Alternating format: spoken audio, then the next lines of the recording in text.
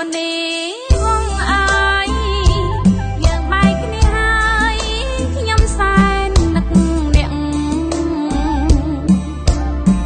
ក្រុងបាត់ដំបងរៀនចុងមិត្តទាំងឆាត់ណារូតចាំជាងរឿងរ៉ាវទាំងអស់ស្រុកភូមិឆ្ងាយគ្នាតែជួបគ្នារីពេលនេះឃ្លាតប្រាណចិនដាស្រណោះអនុស្សាវរីយ៍មនីវងស្មាស្មោចងចាំទាំងអស់មិនភ្លេចសោះឡើយ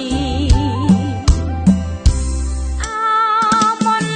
នេះវងក្រុងបាត់ដំបងវាបានចម្លងយ៉ាងខ្ញុំដល់ត្រើយទាំងភូមិវត្តលៀបធ្លាប់បានឆ្លងឆ្លើយស្ទឹងសង្កែអើយនេះជាសាស័យកាយឃ្លាតគ្នាមែនតែចិត្តចាំនៅ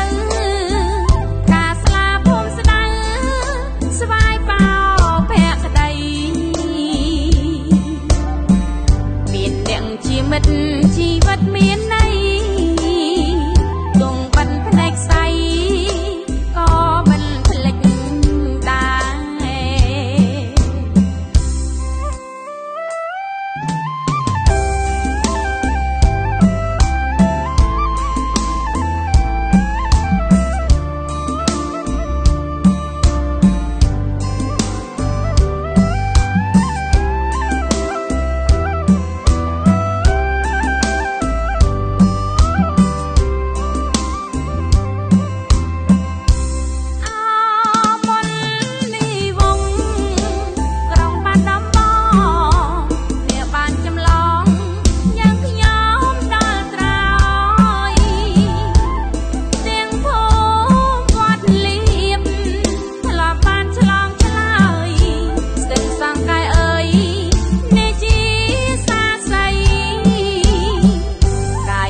គ្នាមែនតែចិត្តចាំនៅ